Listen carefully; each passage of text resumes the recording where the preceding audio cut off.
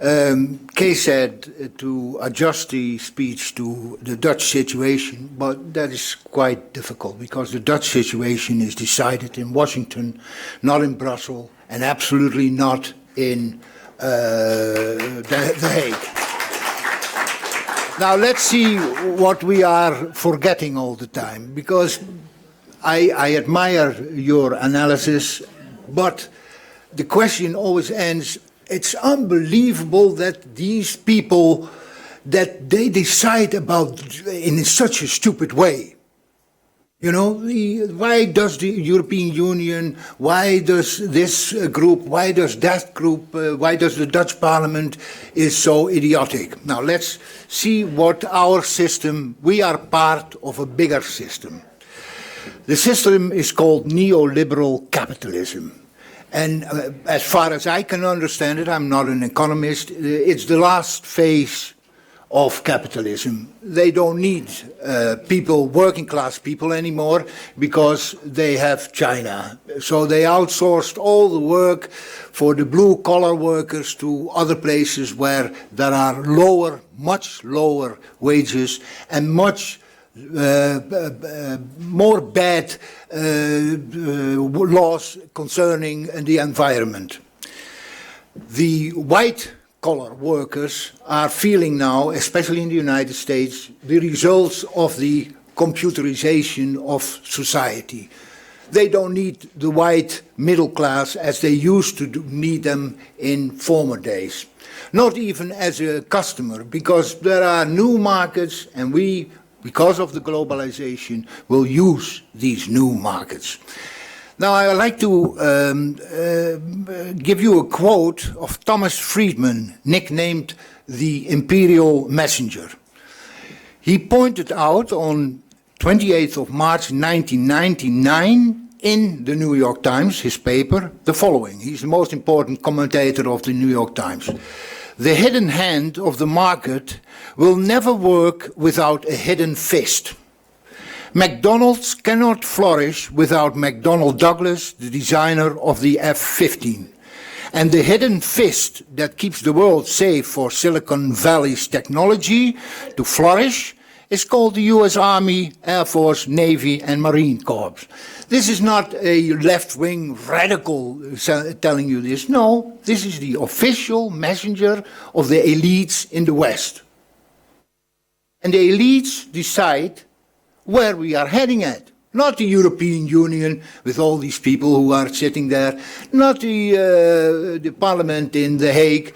They are people who are either connected to the financial systems, the financial power or the economic power, and they have their own agenda within a so-called democracy. Now, if you take the media, which have a very, very important role in this, in legitimizing the illegitimate, the Geert Mak, who is Dutch, the national, I could say the national historian of Holland. He's not a historian, but that doesn't matter in Holland. Now, Geert Mak, he said about this, Thomas Friedman, that he is nicely upbeat. That's, I quote now. And because he knows for every problem a solution. Now, this is exactly what it is about. We need people, the media, to tell the majority of the people how life is, according to the rich and powerful. Not how life as we experienced it, but how it's supposed to be experienced. Don't forget, I'll give you a few exact facts, which you will never see in the mass media anywhere. Not in Holland, not in Germany, not in the United States, well, perhaps in the United States, no, not even in the United States, not in England. 93% of its existence, the US has been in war. 93% of its existence, it has been in war. Only 21 years of its 239 years existence since 1776, it was not in war. Why is that? Why does an empire make so much war? it itself says this is because we are exceptional. We are not like normal people. We are much, much better. Manifest destiny. It's our destiny to reform the world in our image, whereby the belief is that a Christian God has ordained the elites with their superior complex to rule over mankind. And the Dutch, they don't have anything to say in this because the Americans are the boss. They are the ruling empire. And they are now threatened by upcoming powers everywhere in the world. And that makes our situation now not only historical, very important, but extremely threatening. Because the United States will not, without a fight, take the second place. It wants to keep its hegemony. It wants to keep the boss of the world. If you take, for instance, how much does the United States spend on war preparations? Well, that is 54% of the discretionary federal budget in 2014. It's almost always more than 50% of the discretionary federal budget. That's to say, the budgets which the Congress can decide which direction it goes, on what it is spent. Because some of the money they can't decide because it's already spent for insurances, pensions, etc., etc. So if you spend 54% of your federal budget on weapons, what do you need then? What do you need? Anyone? A war and an enemy first. You need an enemy. And this is Keynesian militarism, as one of the American academics told me. I interviewed an American historian, Howard Zinn, he died now, but he said, when we arrived on the East Coast, our eyes were set on the West Coast. The United States has expanded from the very, very beginning of its existence. And when in 1894 the US Bureau of Census declared that the internal borders on the continent, in the New World, that they were closed because they couldn't expand anymore. They would like to have Canada, but the English were too strong in the 19th century to get Canada also. They stole half of Mexico, and the other half they left because they were afraid that otherwise too many black people would be part of the American peoples or the US people. So after 1894, the internal borders were closed, but not the borders in general. Then from 1849, we see how the United States expands over the Pacific Ocean, Philippines, Hawaii, and Guam. And the war in the Philippines was extremely ruthless. Mark Twain declared to be an anti-imperialist when he saw the results of this massacre the Americans were committing in the Philippines. By the way, these so-called anti-imperialist writings have only been published the last 10 years. Before, they were not allowed to be published because it would make people a bit nervous, etc. Now, why is the reason that the United States has to expand all the time?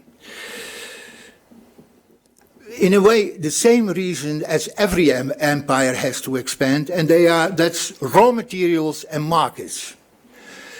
President Woodrow Wilson stated in 1907 this motive as follows: since trade ignores national boundaries and the manufacturer insists on having the world as a market, the flag of this nation must follow him. And the doors of the nations which are closed must be battered down. concessions obtained by financiers must be safeguarded by ministers of state, even if the sovereignty of unwilling nations be outraged in the process. Colony must be obtained or planted in order that no useful corner of the world may be overlooked or left unused. Peace itself becomes a matter of conference and international combinations. The same we see right now. It's exactly the same process. Expanding either in Afghanistan or in Iraq or in Libya. We saw, he died, ha ha ha ha, this kind of mentality, which is of course something Europe should distance itself from. Why? There's a very simple reason for this. We cannot go on in this way. We cannot start a fight with Russia. If we start a fight with Russia, the Russians will be forced in the end to use nuclear weapons. Because don't forget, the European Union spends the NATO, which is also in Brussels, spends 13 times more on weapons than Russia does. The whole Russian Federation spends 13 times less on weapons than the NATO. Now, this brings me to the question of the NATO. NATO, why does the NATO exist? Have any one of you ever heard a good public discussion about when the Russians disbanded NATO? Have you ever heard on television or in the papers? Have you read anything? A real fundamental public discussion? Do we have to go further with the NATO? No. Who? I'm sorry. No, okay. Now, there hasn't been, as far as I know, there hasn't been a discussion. I will finish. Why is there no discussion about this? Because we don't decide anything. Let's stop claiming to be a democracy. We're not. We're absolutely not a democracy.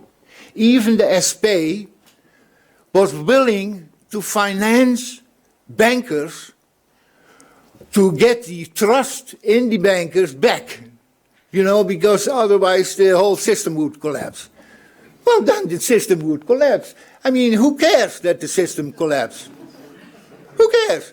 Now we have to pay billions to recover our trust in people who created this mess. This is absurd. This is totally absurd. How many minutes do I have? 1 minute. Woo-hoo-hoo-hoo.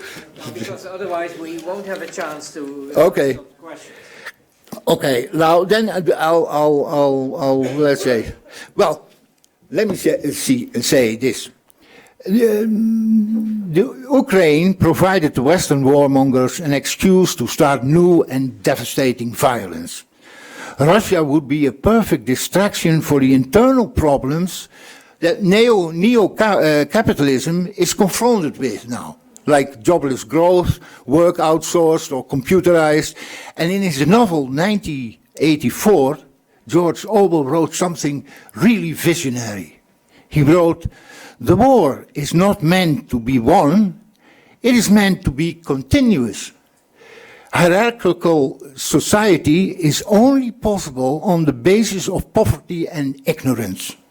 The war is waged by the ruling group against its own subjects, and its object is not the victory over either Eurasia or East Asia, but to keep the very structure of society intact." And they are succeeding. And you know why they are succeeding? Because people still think we live in a democracy. It's propaganda. It's total propaganda. Everybody knows it also, except for the politicians, but they make money by it. So that's logical. Question? Okay.